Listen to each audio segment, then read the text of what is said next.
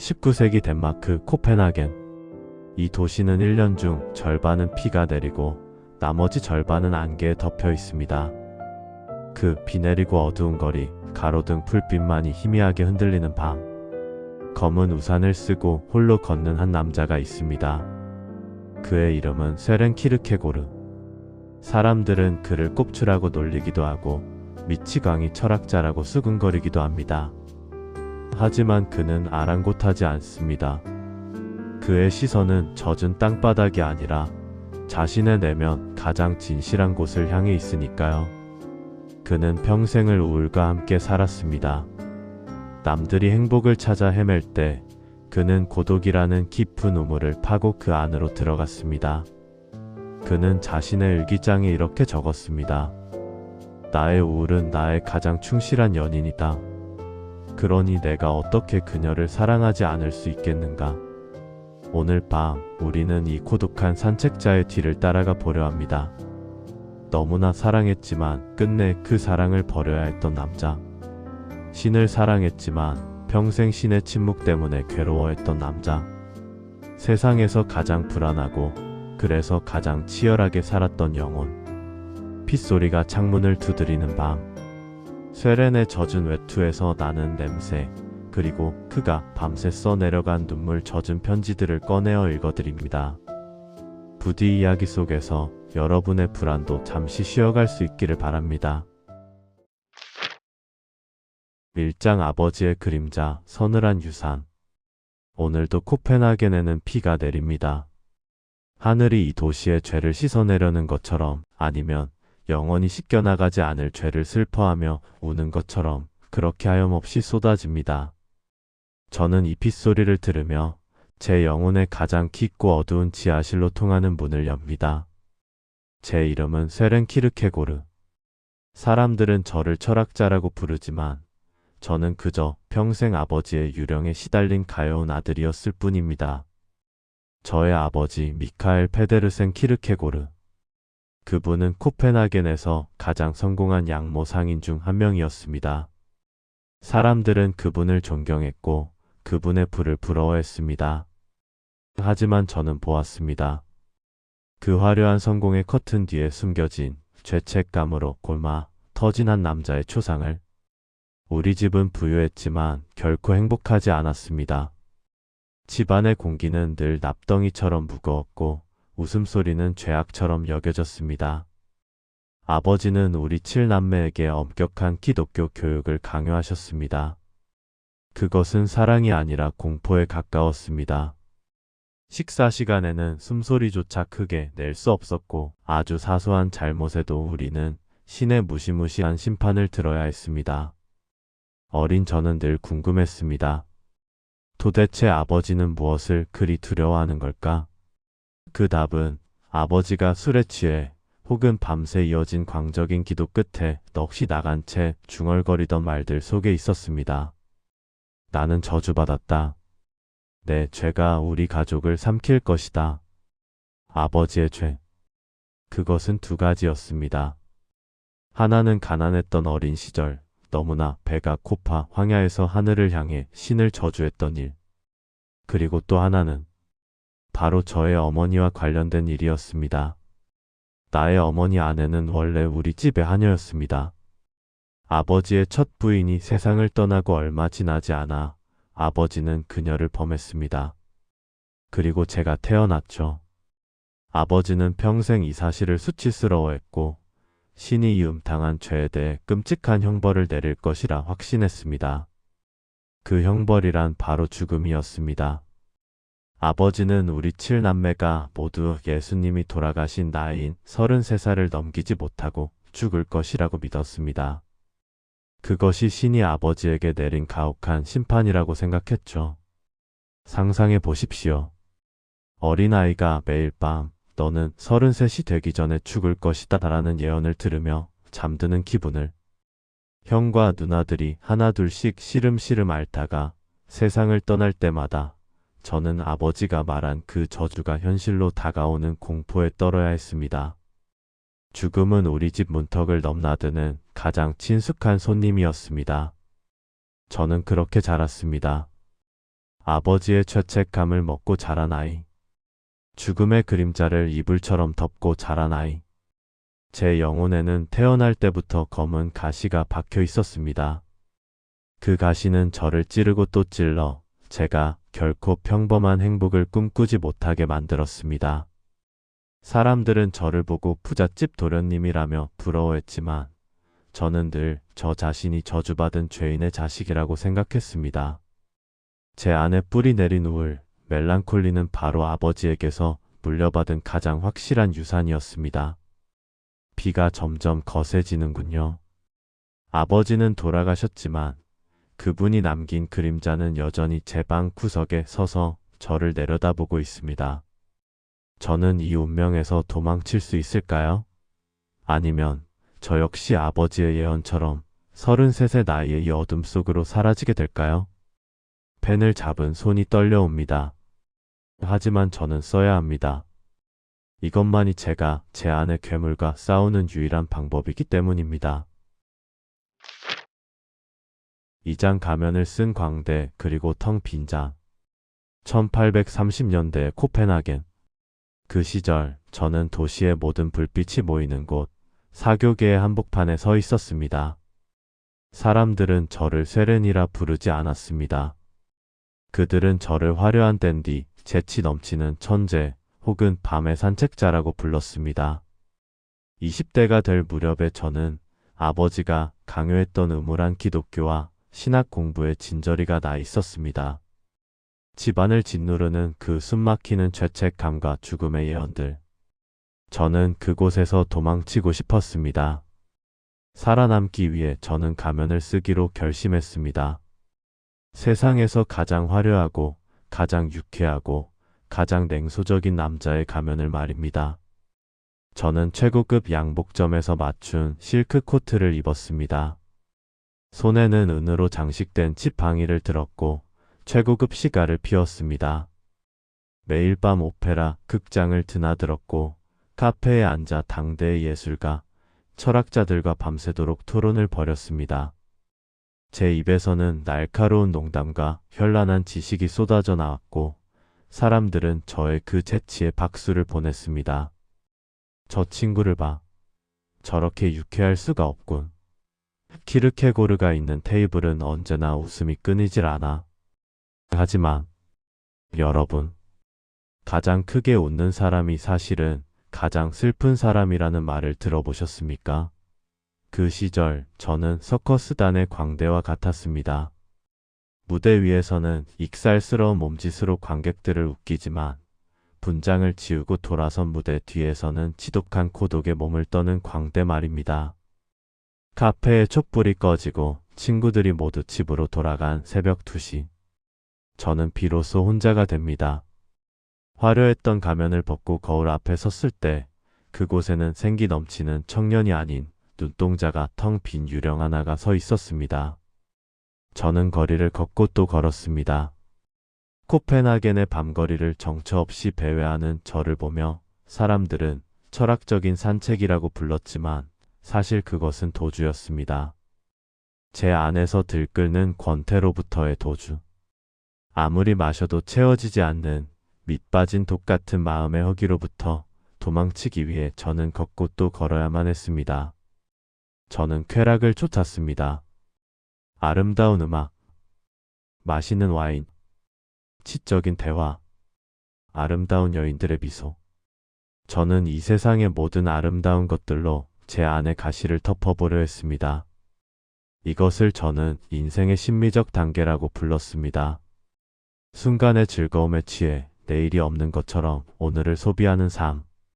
심오한 고민이나 책임 따위는 개나 줘버리고 오직 감각의 파도에 몸을 맡기는 삶. 하지만 쾌락은 마취제와 같았습니다. 효과가 떨어지면 더 큰 고통이 밀려왔습니다. 화려한 파티가 끝나고 집으로 돌아오는 마차 안에서 저는 자주 죽음과 같은 적막을 느꼈습니다. 이게 다 무슨 소용이지? 이 웃음 뒤에 남는 것은 무엇인가? 나는 행복한 척 연기하고 있지만 사실 내 영혼은 썩어가고 있지 않은가? 어느 날 저는 일기장에 이렇게 적었습니다. 극장 무대 뒤에서 불이 났다. 광대가 무대로 뛰어나와 불이 났다고 소리쳤다. 관객들은 그것이 광대의 농담인 줄 알고 박수를 치며 웃었다. 광대는 더욱 필사적으로 외쳤지만 관객들은 더 크게 환호했다. 아마 이 세상도 그렇게 끝날 것이다. 모든 것이 농담이라고 믿는 사람들의 환호 속에서 그 광대가 바로 저였습니다. 저는 속으로 비명을 지르고 있었지만 세상은 저의 비명을 그저 철학적인 농담으로 받아들였습니다. 아무도 저의 진심을 보지 못했습니다. 아니, 저조차도 제 진심을 마주하기가 두려웠습니다. 아버지가 물려준 우울의 유산은 아무리 화려한 옷을 입어도 가려지지 않았습니다. 오히려 그 화려함과 대비되어 제 내면의 어둠은 더욱 짙어져만 갔습니다. 저는 낭떠러지 끝에 서 있었습니다. 이 권태로운 삶을 끝내버리고 싶은 충동과 그래도 살고 싶다는 희미한 본능 사이에서 위태롭게 줄타기를 하고 있었죠. 그러던 어느 날이었습니다. 이 지루하고 절망적인 연극을 계속해야 하나 고민하던 제 눈앞에 마치 칠흑 같은 밤바다를 비추는 등대처럼 제 영혼을 송두리째 뒤흔든 한 소녀가 나타났습니다. 나의 가면을 꿰뚫어 보고 나의 어둠마저 사랑스러운 눈으로 바라봐 주었던 유일한 관객, 레기네 올센. 그녀를 만난 순간 나의 방탕했던 심미적 유의는 산산조각이 났습니다. 하지만 그것이 구원이었을까요? 아니면 더 큰 비극의 시작이었을까요? 핏줄기가 굵어집니다. 이제 그 운명적인 만남에 대해 이야기할 시간이 된 것 같습니다. 3장 운명, 레기네를 만나다. 1837년 5월. 제 인생의 시계는 그날 이전과 이후로 나뉩니다. 마치 영원히 밤만 계속되던 북극의 하늘에 처음으로 태양이 떠오른 날과 같았으니까요. 그날 저는 친구들과 함께 레르담 목사님 댁을 방문했습니다.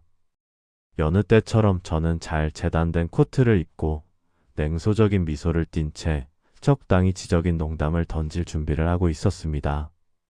그 응접실 문을 열기 전까지 저는 제가 이 세상의 어떤 것에도 감동하지 않을 만큼 닳고 다른 어른이라고 믿었습니다. 하지만 문이 열리고 그녀를 보았을 때 제 심장이 제 것이 아님을 깨달았습니다. 레기네 올센. 당시 그녀는 겨우 14살의 소녀였습니다. 하지만 나이는 숫자에 불과했습니다. 그녀에게는 제 영혼의 어둠을 단숨에 몰아내는 찬란한 생명력이 있었습니다. 그녀의 눈동자는 호수처럼 맑았고 그녀의 웃음소리는 제가 잊고 지냈던 천국의 음악 같았습니다. 제 안에 늙고 병든 노인이 그 어린 생명 앞에서 무릎을 꿇은 것입니다. 저는 그날 밤 일기장에 떨리는 손으로 이렇게 적었습니다. 오, 나의 마음의 주권자여. 당신의 왕국에 저장된 기회들은 얼마나 무궁무진한지요. 그날부터 저는 변했습니다. 밤새 술을 마시고 토론하던 카페 대신 저는 그녀가 있는 곳을 맴돌기 시작했습니다. 그녀에게 잘 보이기 위해 거울을 더 오래 보았고 그녀에게 들려줄 이야기를 고르기 위해 책을 뒤적였습니다. 매일 오후 그녀와 마주치기 위해 코펜하겐의 거리를 서성였습니다. 우연을 가장한 만남들이 이어졌고 우리는 조금씩 가까워졌습니다. 우리는 함께 산책을 했습니다. 저는 그녀에게 철학을 이야기해 주었고 시를 읽어 주었습니다. 그녀는 제 이야기에 귀를 기울이며 반짝이는 눈으로 저를 바라보았습니다. 그 눈빛을 받을 때마다 저는 아버지의 저주도 제 척추의 통증도 미래에 대한 불안도 모두 잊을 수 있었습니다. 아, 나도 행복해질 수 있구나. 나도 평범한 남자들처럼 사랑하고 가정을 꾸리고 늙어갈 수 있겠구나. 그것은 기적이었습니다. 그렇게 3년이라는 시간이 흘렀습니다. 그녀는 아름다운 여인으로 성장했고 제 사랑은 걷잡을 수 없이 커졌습니다. 1840년 9월 저는 결심했습니다. 더 이상 이 감정을 숨길 수 없었습니다. 저는 그녀의 집으로 향했습니다. 심장이 터질 것 같아 계단을 오르기도 힘들었습니다. 응접실에 들어섰을 때 그녀는 피아노를 치고 있었습니다. 제가 들어오는 인기척에 그녀가 고개를 돌렸고 우리의 눈이 마주쳤습니다. 저는 떨리는 목소리로 하지만 단호하게 말했습니다. 레기네, 당신을 사랑합니다. 나와 결혼해 주시겠습니까? 그 순간의 정적을 저는 영원히 잊지 못할 것입니다. 그녀는 놀란 듯 잠시 멈칫하더니 이내 환하게 웃으며 제 손을 잡았습니다. 네, 세렌. 저도 당신을 기다렸어요. 세상을 다 가진 기분이었습니다. 아니, 세상을 다 준다 해도 바꿀 수 없는 순간이었습니다. 아버지의 예언은 틀렸습니다.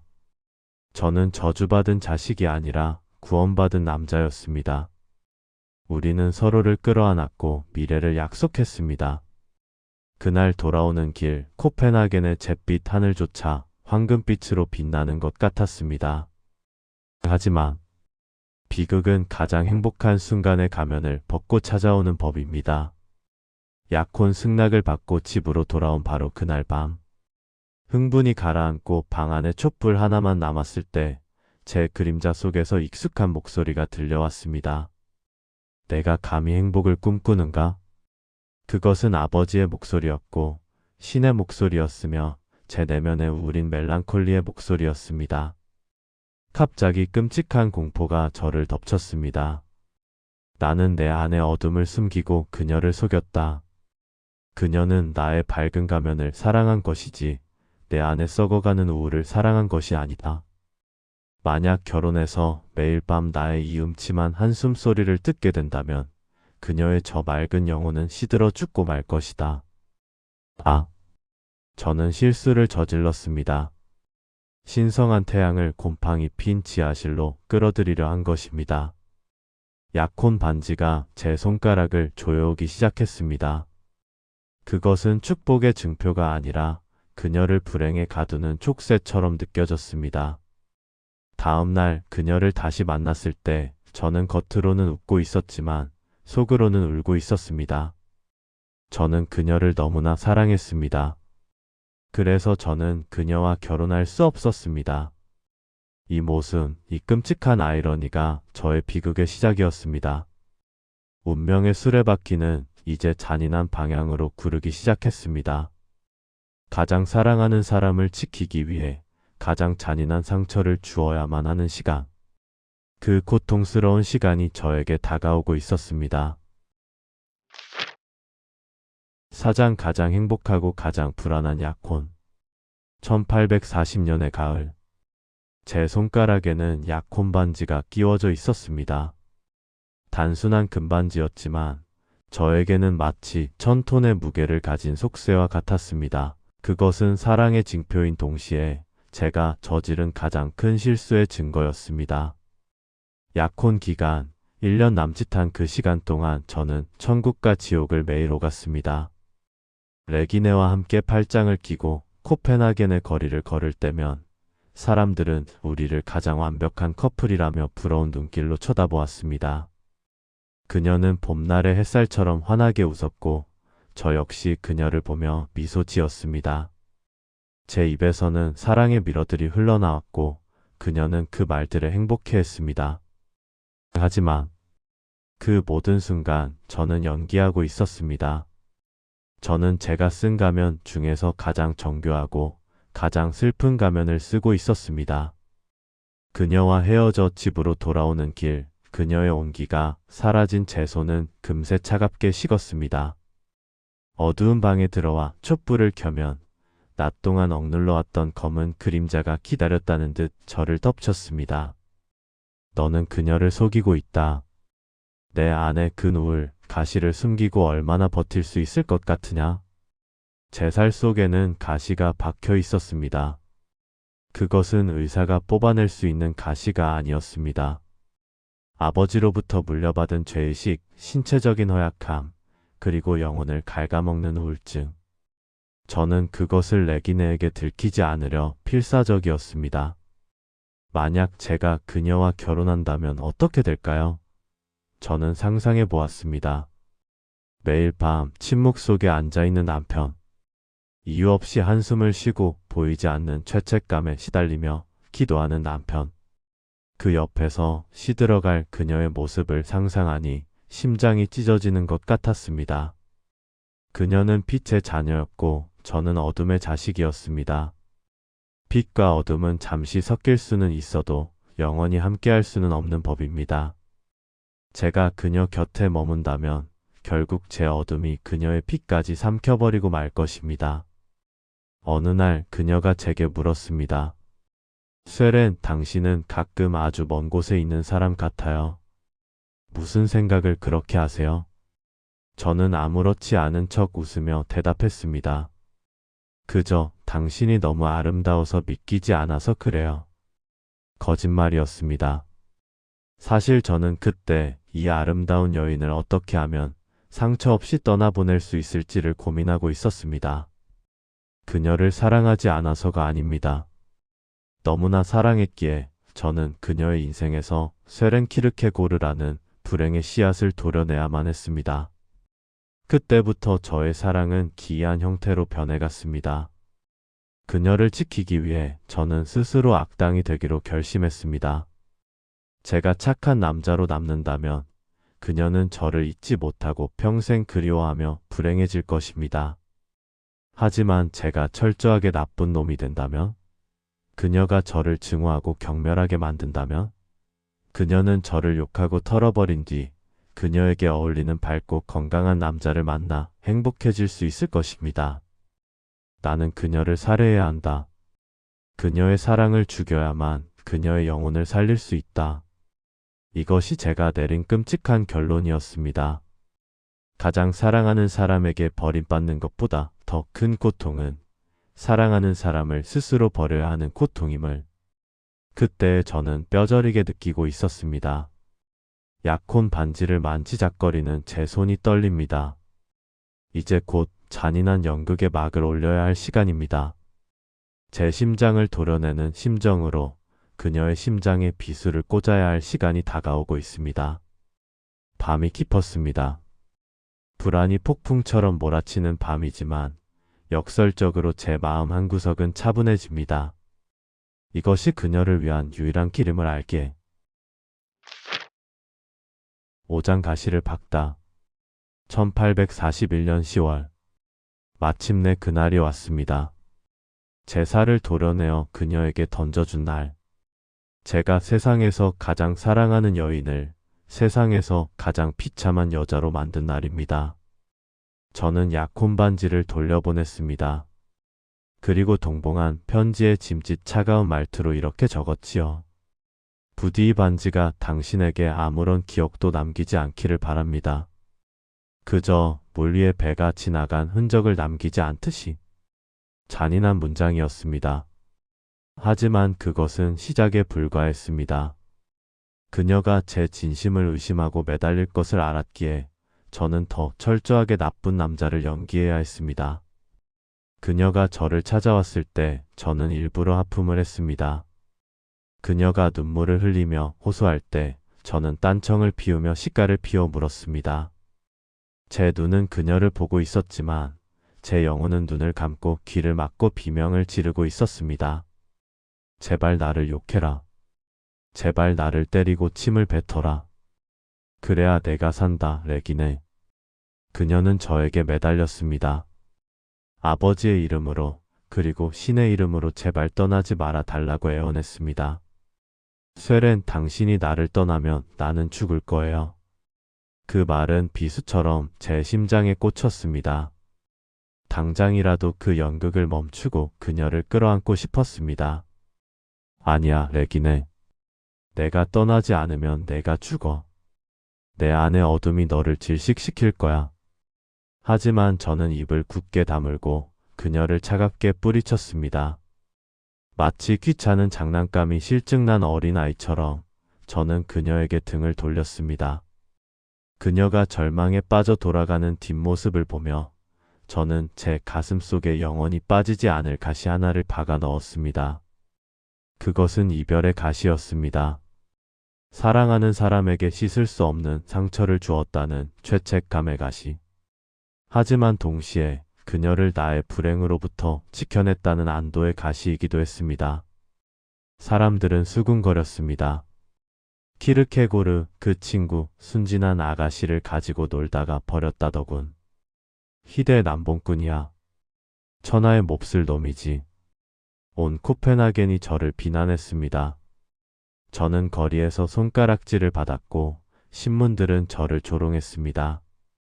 하지만 저는 그 비난들이 오히려 달콤하게 느껴졌습니다. 세상이 저를 욕할수록 레기네는 저를 더 쉽게 잊을 수 있을 테니까요. 그녀가 저를 증오할수록 그녀는 더 빨리 자유로워질 수 있을 테니까요. 그렇게 저는 혼자가 되었습니다.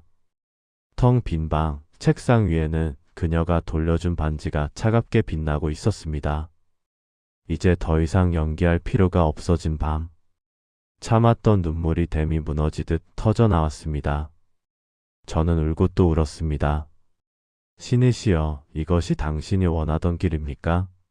사랑하기 때문에 헤어져야 한다는 이 끔찍한 역설이 정녕 저에게 주어진 운명입니까? 저는 사랑을 잃었습니다. 하지만 그 상실의 고통 속에서 역설적이게도 저는 다시 펜을 잡을 힘을 얻었습니다. 이 찢어지는 아픔을 글로 쓰지 않고서는 견딜 수 없었으니까요.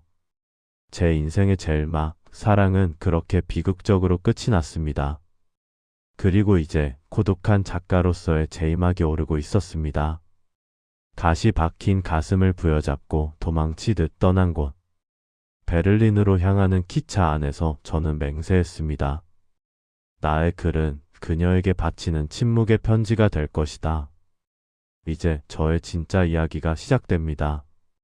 홀로 선 단독자의 고독한 투쟁이 말입니다. 6장 베를린으로의 도피. 1841년 겨울. 저는 도망자처럼 코펜하겐을 떠나 베를린으로 왔습니다. 익숙한 거리를 걷다 보면 발걸음마다 채이는 그녀와의 추억을 견딜 수 없었기 때문입니다. 하지만 낯선 도시의 차가운 공기도 제 가슴 속의 불을 끄지는 못했습니다. 베를린의 좁고 어두운 하숙방. 그곳이 저의 새로운 감옥이자 유일한 성수가 되었습니다. 저는 세상과 단절된 채 스스로를 가두었습니다. 친구도 만나지 않고 산책도 줄이고 오직 책상 앞에만 앉아 있었습니다. 저에게 남은 것은 잉크와 종이 그리고 타오르는 고통뿐이었습니다. 저는 쓰기 시작했습니다. 마치 댐이 터진 것처럼 제 안의 언어들이 쏟아져 나왔습니다. 그것은 치필이라기보다는 배설에 가까웠고 창작이라기보다는 비명이었습니다. 하루에 10시간, 때로는 밤을 꼬박 새우며 펜을 돌렸습니다. 손가락에 쥐가 나고 눈이 침침해져도 멈출 수 없었습니다. 글을 쓰는 순간만큼은 그녀를 잃은 슬픔을 잊을 수 있었으니까요. 아니, 더 정확히 말하자면 글을 쓰는 모든 순간이 그녀와의 대화였습니다. 이 시기에 탄생한 저의 첫 번째 대작, 이것이냐 저것이냐. 사람들은 이 책을 철학적인 걸작이라고 부릅니다. 쾌락을 좇는 심미적인 삶과 도덕을 지키는 윤리적인 삶 사이의 갈등을 다룬 책이라고들 하죠. 하지만 제 비밀을 하나 말씀드릴까요? 이 두꺼운 책은 사실 레기네에게 보내는 길고 긴 변명문이었습니다. 보시오, 내가 왜 당신을 떠나야 했는지. 내가 쾌락을 쫓던 댄디였던 시절과 당신과의 약속을 지키려 했던 남편으로서의 시절 사이에서 내가 얼마나 방황했는지. 저는 책의 행간마다 눈물을 숨겨 놓았습니다. 독자들은 철학을 읽겠지만 그녀만은 제 마음을 읽어주기를 바랐습니다. 시인이란 무엇인가? 저는 책 속에 이렇게 썼습니다. 시인이란 불행한 인간이다. 그는 마음속에 깊은 고뇌를 간직하고 있다. 그의 입술은 비명과 탄식의 아름다운 음악처럼 들리도록 만들어져 있다. 네, 저는 시인이 되었습니다. 행복한 남자가 될 수 없었기에 불행한 시인이 되기를 택한 것입니다. 고대 로마의 팔라리스 황소처럼 내면에서는 뜨거운 불길에 살이 타는 고통을 겪으면서도 밖으로는 아름다운 피리 소리를 내는 악기. 그것이 바로 저 작가 키르케고르의 운명이었습니다. 베를린의 밤은 길고 추웠습니다. 가끔 촛불이 흔들리면 벽에 비친 제 그림자가 마치 악마처럼 일렁였습니다. 너는 사랑을 팔아 글을 쓰는 장사꾼이다. 그림자가 저를 조롱하는 것 같았습니다. 하지만 저는 멈출 수 없었습니다. 글을 쓰지 않으면 저는 미쳐버리거나 죽어버릴 것만 같았으니까요. 저는 제 생명을 잉크로 바꾸어 종이 위에 쏟아부었습니다. 그렇게 해서라도 그녀에게 닿고 싶었습니다. 비록 키르케고르라는 이름은 그녀에게 상처가 되었지만 제가 쓴 책들은 그녀에게 이해받을 수 있기를 기도하며 원고지가 쌓여갈수록 제 몸은 야위어 같지만 제 영혼은 기묘한 열기로 가득 찼습니다. 이 고독한 방에서 저는 비로소 혼자 서는 법을 배우고 있었습니다. 누구에게도 의지하지 않고 오직 신과 나 자신 그리고 글쓰기만이 존재하는 절대적인 고독의 시간. 창밖으로 베를린에도 내리는 풍경이 보입니다. 코펜하겐에도 눈이 오고 있을까요? 그녀는 지금쯤 따뜻한 난로가에서 나쁜 남자를 잊고 평온하게 잠들었을까요? 부디 그렇기를. 저는 다시 펜을 듭니다. 아직 써야 할 이야기들이, 뱉어내야 할 고통들이 너무나 많이 남아있기 때문입니다. 7장 코르사르는 나를 비웃고 1846년 저는 다시 코펜하겐에 갇혔습니다. 하지만 이번 감옥은 제가 스스로 만든 것이 아니라 세상이 저를 가둔 것입니다. 여러분도 아시다시피 저는 걷기를 사랑하는 사람이었습니다. 글이 막힐 때면 거리로 나가 사람들을 관찰하고 그들의 이야기에 귀를 기울이는 것이 제 유일한 낙이었습니다. 사람들은 저를 거리에 소크라테스라 부르며 반겨주곤 했지요. 하지만 이제 저는 더 이상 거리를 걸을 수 없습니다. 코르사르. 코펜하겐의 삼류풍자 신문인 그들이 저를 사냥감으로 지목했기 때문입니다. 그들은 저의 철학을 공격한 것이 아닙니다. 그들은 저의 구분 등 짝짝이인 바지 길이, 가느다란 다리, 그리고 특이한 걸음걸이를 조롱했습니다. 매주 신문에는 저를 우스꽝스럽게 그린 만평이 실렸습니다. 지면 속에 저는 꼽추 원숭이 같았고 바지는 발목 위로 댕강 올라가 있었습니다. 그것은 치적인 비판이 아니라 인격 살인이었습니다. 효과는 즉각적이었습니다. 점잖았던 시민들은 이제 저를 보면 킬킬거렸고 거리의 아이들은 제 뒤를 졸졸 쫓아다니며 제 걸음걸이를 흉내냈습니다. 봐. 짝짝이 바지 키르케고르가 지나간다. 어딜 가나 손가락질과 웃음소리가 저를 따라다녔습니다.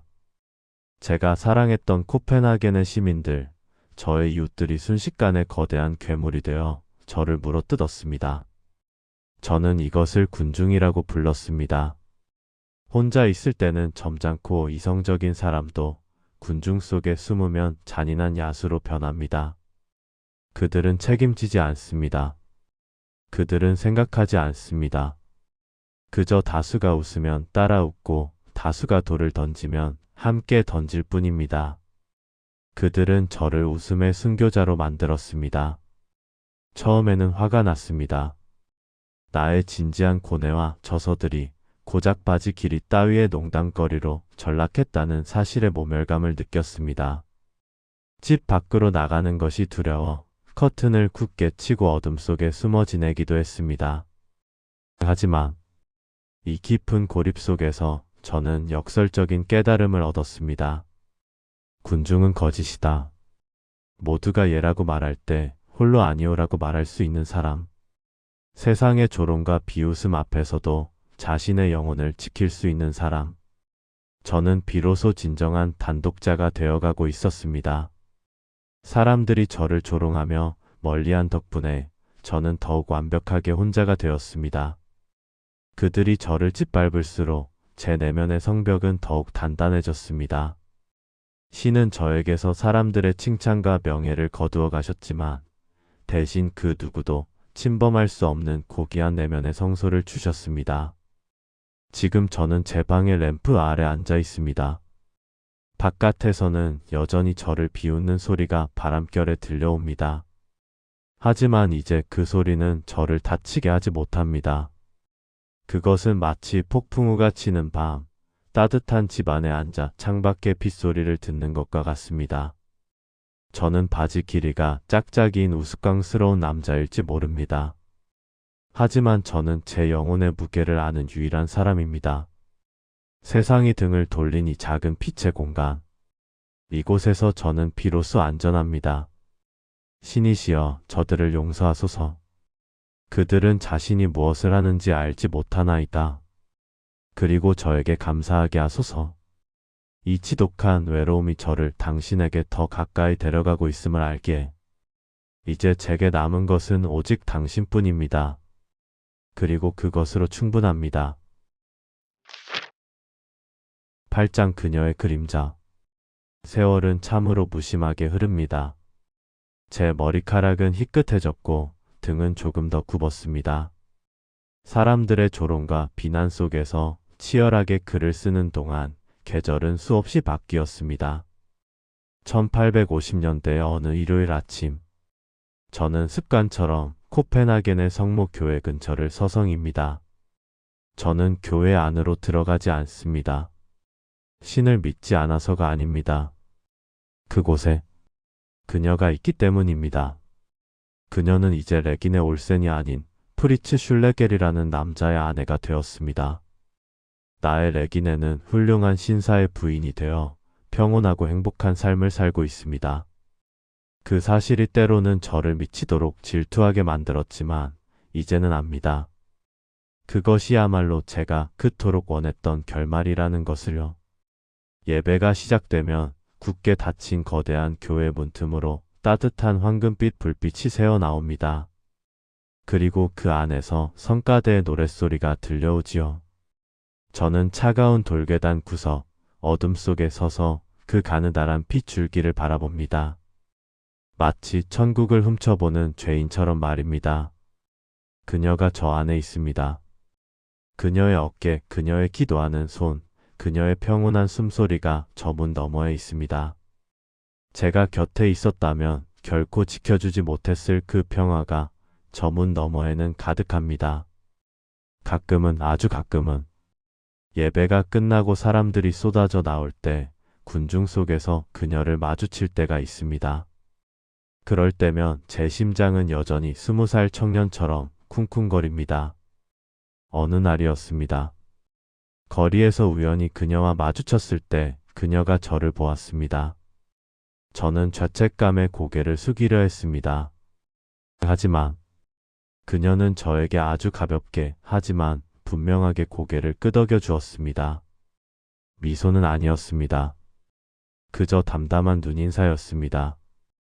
하지만 그 짧은 순간 시간이 멈추는 것 같았습니다. 그 고개 끄덕임은 저에게 수만 마디의 말보다 더 큰 위로였습니다. 알고 있어요, 세렌. 당신이 왜 그랬는지. 이제는 당신을 미워하지 않아요. 마치 그렇게 말해주는 것만 같았습니다. 나의 사랑은 이제 소유하는 것이 아닙니다. 그저 그녀의 그림자가 길게 늘어져 제 발끝에 닿을 때 그 찰나의 온기를 느끼는 것만으로도 족합니다. 그녀는 빛 속에 살고 저는 그 빛이 만들어낸 그림자 속에 삽니다. 그림자는 빛이 없으면 존재할 수 없으니 우리는 여전히 그리고 영원히 연결되어 있는 셈이지요. 사람들은 묻습니다. 후회하지 않습니까? 그녀를 잡을 걸 그랬다고. 저는 씁쓸하게 웃으며 대답합니다. 만약 제가 그녀를 잡았다면 저는 그녀를 사랑하는 평범한 남편이 되었겠지요. 하지만 그녀를 놓아주었기에 저는 그녀를 영원히 기억하는 작가가 되었습니다. 어떤 사랑은 헤어짐으로써만 영원해질 수 있습니다. 교회 종소리가 울립니다. 사람들이 나오기 전에 저는 자리를 피해야겠습니다. 나의 늙고 초라한 모습이 그녀의 평화로운 일요일을 방해해서는 안 되니까요. 옷깃을 여미고 돌아서는 길. 등 뒤에서 따뜻한 햇살이 비춥니다. 마치 그녀가 저를 배웅해주는 것 같은 착각이 듭니다. 그것으로 되었습니다. 이 정도의 온기면 저의 남은 겨울을 버티기에 충분합니다. 9장 신 앞에 선 단독자. 1855년 제 인생의 마지막 해입니다. 밖에는 폭풍우가 몰아치고 있습니다. 사람들은 이 비바람을 두려워하며 집 안으로 숨어들지만 저는 이 폭풍이 반갑습니다. 이 거대한 소음이 오히려 세상의 잡다한 소리들을 지워주기 때문입니다. 평생 저를 괴롭혔던 아버지의 유령, 저를 유혹했던 사교계의 화려한 불빛, 저를 비웃던 군중들의 시끄러운 조롱소리. 그 모든 것들이 이제 핏소리에 씻겨 내려갑니다. 이제 이 방에는 오직 둘만 존재합니다. 저 그리고 침묵하시는 그분. 저는 평생 무언가를 찾아 헤맸습니다. 화려한 쾌락 속에서, 지적인 명성 속에서, 심지어는 레기네와의 사랑 속에서도 저는 구원을 찾으려 했습니다. 하지만 그 모든 것은 껍데기였습니다. 옷을 한 겹씩 벗어 던지듯 저는 제 인생을 감싸고 있던 모든 허울을 벗어버렸습니다. 그리고 마침내 벌거벗은 영혼으로 거울 앞에 섰습니다. 그곳에는 유명한 작가도 불행한 연인도 조롱거리도 없었습니다. 그저 신 앞에 홀로 선 한 인간, 단독자만이 남아 있었습니다. 사람들은 거대한 교회를 짓고 수만 명이 모여 찬송가를 부르는 것을 신앙이라고 말합니다. 하지만 저는 깨달았습니다. 신은 군중 속에 계시지 않습니다. 군중은 진리가 아닙니다. 다수결은 진리가 아닙니다. 진리는 오직 한 개인이 자신의 모든 것을 걸고 고독하게 결단할 때 그 내면의 깊은 심연에서만 만날 수 있는 것입니다. 저는 펜을 들어 마지막 힘을 짜내어 썼습니다. 나는 오직 한 사람을 찾는다. 그 단 한 사람, 바로 당신 자신을. 제 몸은 이제 낡은 기계처럼 삐걱거립니다. 42년 동안 혹사당한 척추는 비명을 지르고 다리는 더 이상 저를 지탱하기 힘들어합니다. 의사들은 제 생명이 촛불처럼 꺼져가고 있다고 말합니다. 하지만 여러분, 이상하게도 제 영혼은 그 어느 때보다 또렷하고 강인합니다. 제 살 속에 박혀있던 그 지독한 가시, 저를 평생 우울하게 만들고 남들과 어울리지 못하게 했던 그 고통이 실은 저를 이곳으로 이끈 닻이었음을 이제는 압니다. 만약 제게 그 가시가 없었다면 저는 그저 평범한 행복에 취해 잠들었을 것입니다. 하지만 그 고통이 저를 찌를 때마다 저는 깨어 있어야 했습니다. 남들이 웃고 떠들 때 저는 고독 속에서 신의 옷자락을 붙잡아야 했습니다. 가시는 저주가 아니라 저를 붙들어 매기 위한 신의 사랑의 징표였습니다. 이제 저는 폭풍 속에 홀로 선 기둥과 같습니다. 비바람이 칠수록 기둥은 더욱 단단히 땅을 움켜쥡니다. 외롭지 않냐고요? 아니요, 전혀 외롭지 않습니다. 세상 모든 사람이 등을 돌린다 해도 내면의 빛이 저를 비추고 있다면 그것으로 충분합니다. 지금 당신도 외로우신가요? 세상의 소음이 당신을 힘들게 하나요? 그렇다면 눈을 감고 당신 안의 침묵으로 들어가십시오. 그 깊은 어둠 속 타인의 시선이 닿지 않는 그곳에 세상이 줄 수 없는 절대적인 평화가 기다리고 있습니다. 벽난로에 불이 사그라듭니다. 제 육신의 시간도 얼마 남지 않았음을 느낍니다. 하지만 두렵지 않습니다. 이 죽음은 끝이 아니라 제가 평생 짊어지고 왔던 무거운 짐을 내려놓고 비로소 가벼운 몸으로 날아오르는 순간이 될 테니까요. 이제 펜을 놓을 시간입니다. 마지막 편지를 써야 하거든요. 이 세상의 언어가 아닌 침묵의 언어로 써야 할 마지막 편지를. 에필로그, 나의 레기네에게. 1855년 11월 11일. 병실의 공기는 차갑지만 제 마음은 이상하리만치 따뜻합니다. 이제 시간이 얼마 남지 않았습니다. 제 영혼을 옥죄던 육체의 감옥이 서서히 문을 열고 있습니다. 침대 곁에 놓인 작은 상자를 봅니다. 그 안에는 제가 평생 간직해온 보물들이 들어 있습니다. 당신이 돌려준 약혼 반지, 당신이 보낸 몇 통의 편지, 그리고 당신을 위해 썼지만 차마 보내지 못한 수많은 글들. 사람들은 제가 미쳐서 죽어간다고 말할지도 모릅니다. 국가 교회의 목사가 마지막 성사를 주러 왔을 때 제가 그를 돌려보냈기 때문이지요. 하지만 걱정하지 마십시오. 저는 신을 거부한 것이 아닙니다. 저는 단지 제도를 거부했을 뿐입니다. 이제 저는 중개자 없이 그 어떤 형식도 없이 신의 품으로 직접 날아갈 것입니다. 어린아이가 아버지의 품에 안기듯 그렇게 가볍고 자유롭게 말입니다. 나의 레기네. 이 땅에서의 우리는 슬픈 연인이었습니다. 우리는 서로를 사랑했지만 서로를 찌르는 가시가 되었습니다. 시간이라는 제약 속에서, 세상이라는 무대 위에서 우리는 엇갈릴 수밖에 없는 운명이었습니다. 하지만 이제 저는 시간의 강을 건너 영원의 바다로 갑니다. 그곳에는 오해도 없고 슬픔도 없고 이별도 없습니다. 그곳에서 저는 더 이상 꼽추도 아니고 우울증 환자도 아닙니다. 그곳에서 저는 온전한 나로서 온전한 당신을 기다릴 것입니다. 제가 남긴 유언장에 이렇게 적었습니다. 나의 모든 유산을 레기네 올센 부인에게 남긴다. 비록 법적으로는 남남이 되었지만 제 영혼의 법정에서 당신은 영원히 나의 아내였기 때문입니다. 이것이 제가 당신에게 줄 수 있는 마지막 사죄이자 고백입니다. 눈꺼풀이 무거워집니다. 평생 저를 괴롭혔던 불면의 밤들이 이제야 끝이 나려나 봅니다. 가시가 박혀있던 자리에서 통증이 사라지고 대신 따뜻한 빛이 차오릅니다. 아, 이것이 안식이군요. 이것이 그리 찾아 헤매던 평화군요. 저의 묘비에는 아무런 직함도 쓰지 말라고 했습니다.